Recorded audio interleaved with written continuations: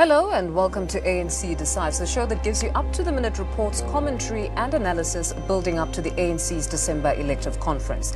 I'm your host, Mfundo Mabalani. Now let's take a look at what's making headlines. Nkosazana Dlamini-Zuma sets the tone for the debate in the ANC about economic transformation. Dlamini-Zuma says radical economic transformation is about getting justice for the majority.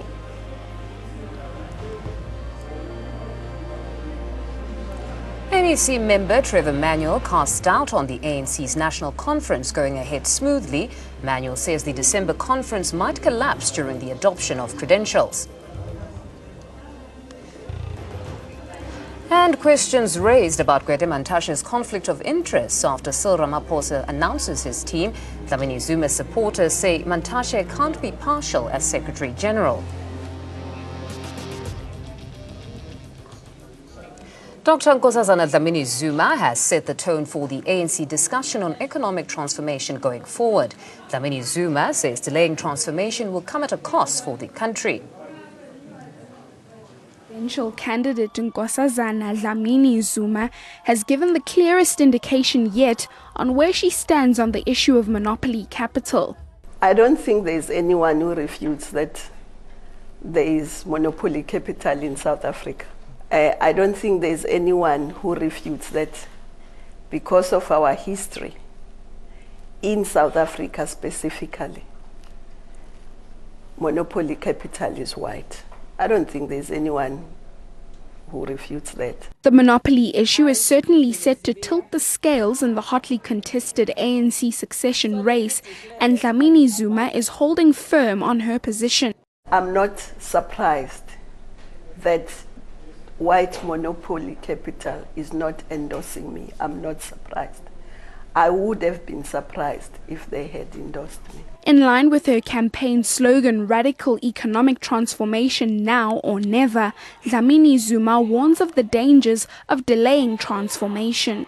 Unless we address these challenges, our view is that we are sitting on a time bomb. And there'll be time when people will revolt. And if they revolt, we don't know what will happen, but all I know is that nobody will escape. In the end, Dlamini-Zuma says finding a lasting solution for the skewed economy is a joint effort.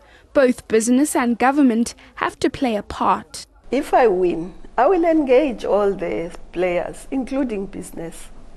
In fact, I'll be engaging them even before.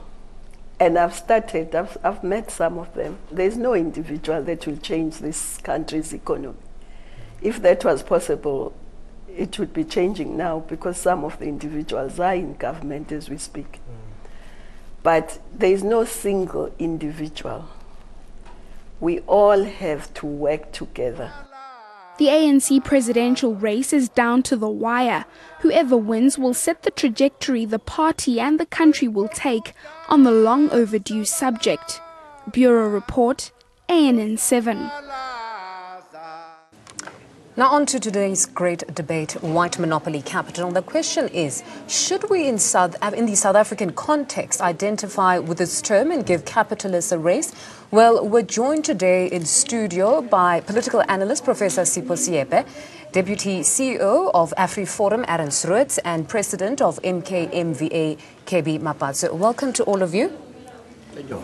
Now, perhaps to start with you, Professor. Now, here in South Africa, we're grappling with what we would say is an economic system that predates our independence. But it seems we're stuck now at identifying the enemy. Is the enemy white people who happen to control the wealth of this country, or is the enemy capitalism as in the concept of capitalism? Yeah, I think first of all, what we need to do is to premise the logic of the struggle and the language of the struggle. The language of the struggle was always around the national question, because there was a national oppression, and the people who were oppressed were black people. So that is a history that is undenied. But within that, there was also a realization that there's also exploitations of workers. And the exploitation of workers occurs all over the world. And it occurs because there are those who control the economy, and they enlist the services of those without who are not controlling the economy, and they tend to exploit them. So hence the language of the ANC was both the language of the class and the racial struggle. The racial struggle to deal with the national oppression. So the one thing Nkosazana Zuma was able to put, and which has been a debate within the ANC, is that the monopoly capital tends to have certain characteristics which are exploitative. And the approach that the ANC has always taken, and also given by the fact that the monopoly capital must also be engaged in terms of the achievement of some of the objectives, economic liberation and all that, that you are not going to wish it away. And hence some have actually argued that the relationship between the liberation movement and capital would be that of collaboration and contestation.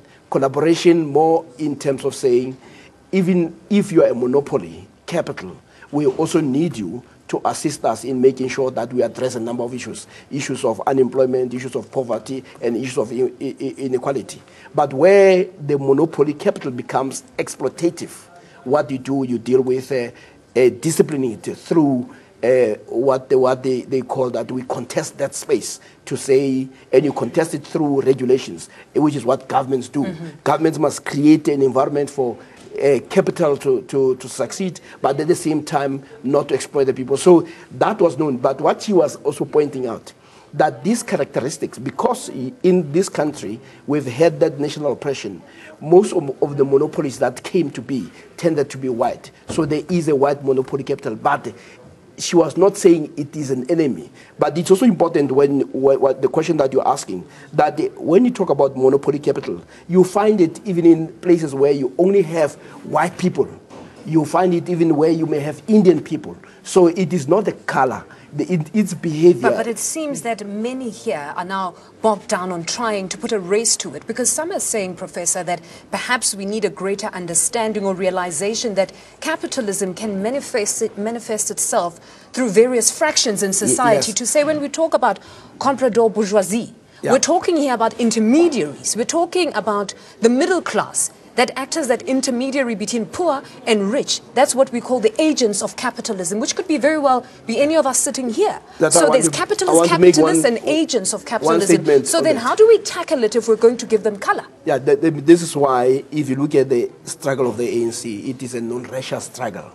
And non-racialism does not mean, given our history, you become race unconscious. This is why we have come up with all these targets that needed to be met. The BEs, we've come up with equity and all that. Part of it is that we want to have a South Africa where when people look at it, they feel that they are represented. So there'll be an element of multiracialism, but the core principle of the ANC is non-racialism. But that does not mean you become race unconscious. Let me perhaps rope in our other panel members. Mr. Mapatswe, your take on this. Should we be identifying or be concerned with adding race to monopoly capital, or let's deal with the concept of capitalism? We cannot separate the issue of race when we want to deal with the issue of economy of our country. I agree with Prof that if you go back from the wars of resistance, how our people were repossessed of their land, and they were moved further away from where they were farming, where they were living together as a communities, having to plow and eat, having to sleep with food. But whenever there is something, they will be repossessed of their land and their cattle should be taken away. So it is a punishment. Now what happens that, fast forward, is that in our country, we have what is called colonialism of a special type, where the oppressed and the oppressor are residing together in one country. That's the colonialism. So what some would say that the white settlers never left? They never left. Okay. So if we are in other countries where they pushed away the colonizers in Mozambique, Angola, the Portuguese were pushed away, driven away. But here in South Africa, we're saying, look, these people, they don't have anywhere to go from 1652. Their roots are here in South Africa. We live together with them. But one thing that we did not do, we did not address the things that they did, whites, of taking over the economy of our country. What we did, it was to say, let's fight for the liberation of our people so that we can live together as a nation and no one should be discriminated against. That we have achieved. But the economy of the country, we have never touched it. We did not change it. And that is why in 2012, in Mangaung, we then passed a resolution of radical economic transformation.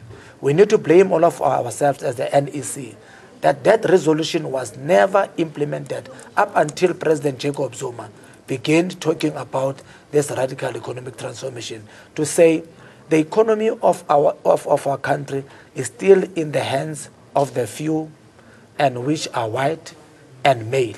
And we're still saying the land also again is still in the hands of the few and still the whites. So it's not about the issue of color here, it's to address in the manner that our economy has been structured. So the way it has been structured, it was not in the favor of the majority of the people of South Africa, in particular the Africans. This is what we want to address. Now, when we speak about white monopoly capital, we are saying in the context of South Africa, the economy is still in the hands of the few, which happens to be the whites. But generally, monopoly capital does not have color in other countries. But in the context of South Africa, it does have color. Now, Mr. Mapatswe, for somebody that's watching today, perhaps a grandmother in Mpumalanga somewhere, that says, I hear the conversation of white monopoly capital and monopoly capital, but whether it's white or it's any other color, it doesn't change my predicament. Today I don't have electricity, so I really don't care that they're having the conversation. I want somebody to change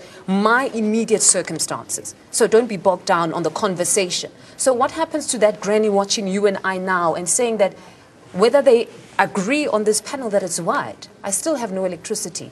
My grandkids still have nothing. We have no food today, but you will identify it as white as you sit here.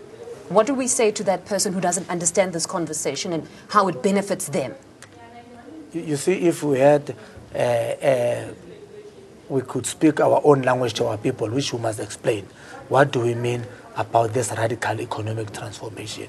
Is that we have our freedom where our people could not go to the toilets with the whites. Now they can go together in one toilet. But what we did not change is that they were repossessed of their land. That is why they're still the land claims. Our people must understand that. Once we have that thing of the land being given back to our people, we are able to educate our people. Our people are old now, but the young generation that is there, we must be able to skill them so that they must work the land, and what we produce in that land, the state must be able to buy that. That is going to change the life of our people. Mr. Roots, welcome. Your take on all of this? Should we be identifying it as white monopoly capital or deal with the concept of capitalism? Thank you. Well, I think it's very important for the ANC to continually have the issue of white monopoly capital on the table. And it's very important for the ANC to do so because it's an imperative if the ANC wants to push for radical economic transformation to convince all of us that white monopoly capital is a problem. In the absence of that, there wouldn't be any reason for radical economic transformation. And I think it's also important, very important for the ANC to add the word white because the truth of the matter is that the ANC is very pro-monopoly. And we can see that. The ANC is very pro-state monopoly. And we spoke about the land issue, for example. The ANC's policy is to monopolize land within state ownership. And we can see it with all these government enterprises. Eskom is failing, but there's still this adamant demand that it must be a state monopoly. So we have all these failing monopolies, which are government-owned, and that's why they don't want to talk about monopoly capital, because but then they would have to acknowledge that they are part of the problem. But perhaps for you as AfriForum, would you acknowledge that, though, most of the wealth is in the hands of the white minority in this country? Well, certainly. I mean, that's a basic fact, that the average white South African in this country earns more than the average black South African. But we need to, so the conclusion, the ANC conclusion is then, oh, white monopoly capital. But we need to take one step back and say, why is this the case? And also, we can try to continue to blame apartheid as long as we can, but this has worsened since 1994. Poverty has worsened since 1994. It's a structure, because you may rid yourself of apartheid itself, but the system remains and continues to impoverish black people. Then maybe we should go back, because the current dispensation has worsened the problem. You can see the amount of people who live in poverty was, I think, by one measure, around 31% in 1994.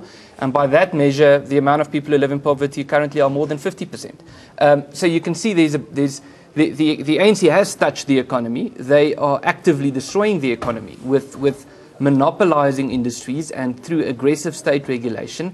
And the more the ANC fail in doing so, the more they need to find a scapegoat. And the more they need to find a scapegoat, the more they want to blame white people. They can't just blame monopoly because the ANC is an agent of monopoly. It would be remiss of me not to say that, what do we measure the ANC against? Because now, 1994, they come into power. There was no democracy before. I'm not a defender of the ANC by no measure. But if we're saying they're failing, what are we measuring them against? Against apartheid? Well, no, we're measuring against what were the figures when the ANC came to power and what are those same figures now.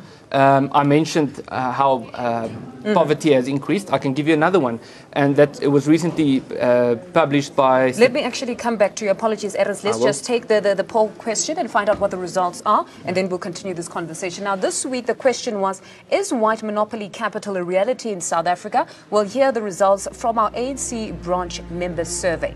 Now, in Limpopo, ANC members, 79% said yes, it does exist in the country, while 21% said no.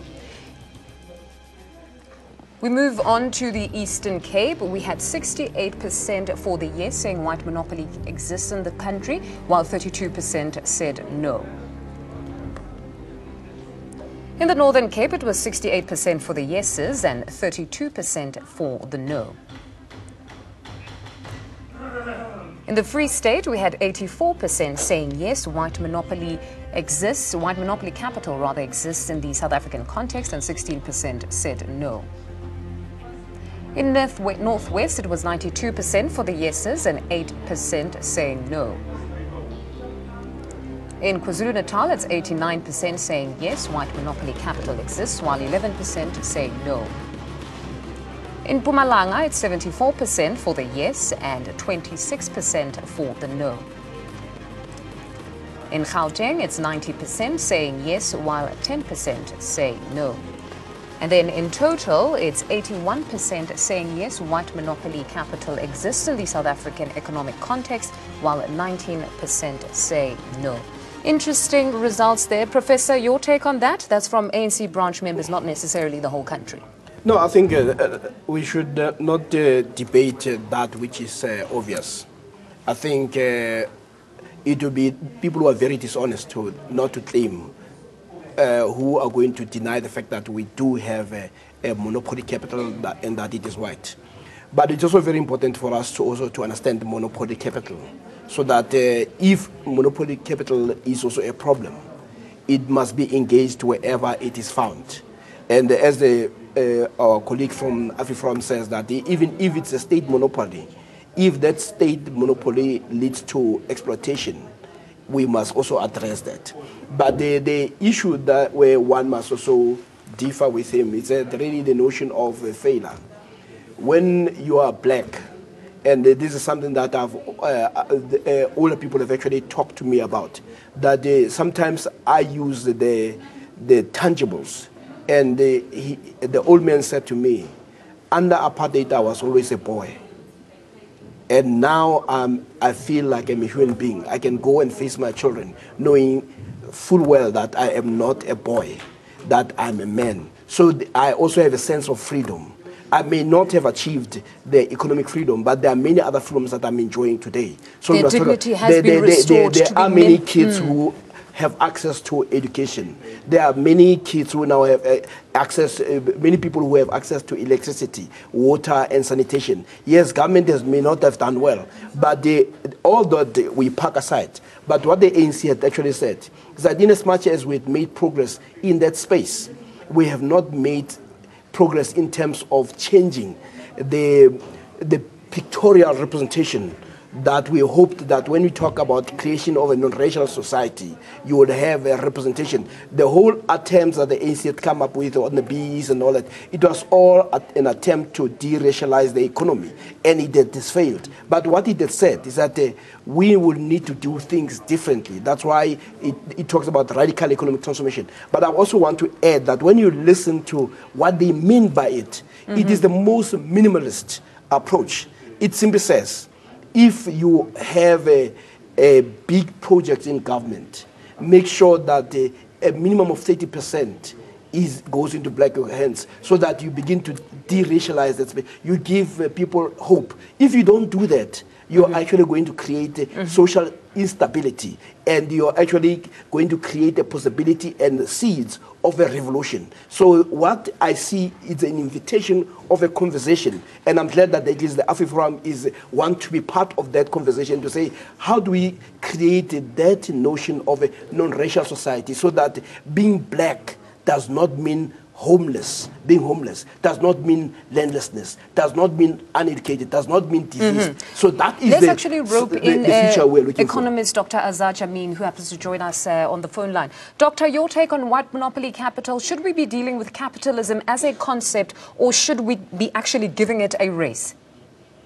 I think it's a very complex issue, and I think there is a lot of sense in questioning the institutions surrounding capitalism internationally, which have fed through into South Africa as well. There are some significant fault lines in the way in which capitalism is operating internationally. And that in turn is a function of the way in which the market system has evolved over the last 50 years. In years gone by, those who founded businesses were the main shareholders. Today you have large asset managers sitting in various cities of the world who buy and sell shares in the companies that are being run. And they have a completely different demand on how those companies should be run from the original founders.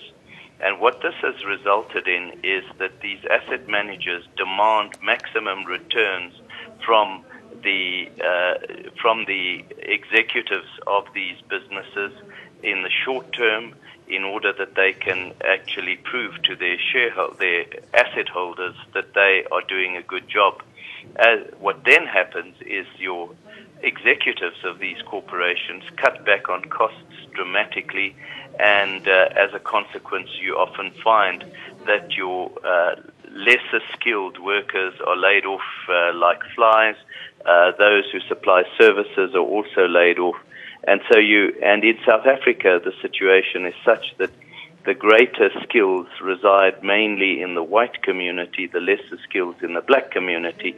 And so that creates the impression of white monopoly capital controlling the situation. But it's actually a problem with capitalism more generally. And I would long for the debate to move away from race to the actual mechanisms through which capitalism is actually currently operating. Mr. Mapatswe, your take, that now he's mentioning that perhaps we need to deal with how capitalism manifests itself. As a member of the ANC, some within the ANC, the likes of Thabo Mbeki, have said that what is white monopoly capital? But beyond that, they've gone to say, let's focus on the current issues and not allow ourselves to be part of this conversation of race. Don't you feel that to some extent race becomes a distraction in some way? That if you are about the project of black people and advancing black people, this becomes a distraction where we're not dealing with the capital itself and addressing the issues and redistributing wealth. We're still stuck, or at least the ANC, in your policy conference, there were those that were for it, acknowledging while others didn't. Are you perhaps one of those that say, let's get on with the project of redistributing the wealth, and then whomever thinks it's white or it's black or it's Indian, it doesn't matter, let's just redistribute the wealth? No, I don't agree with that. We have the majority of the population of the country who happen to be African, who have been dispossessed of their land, who have been exploited for many decades. And we cannot be afraid to talk about this thing, that the people who were in the forefront of that were the whites, because apartheid was institutionalized.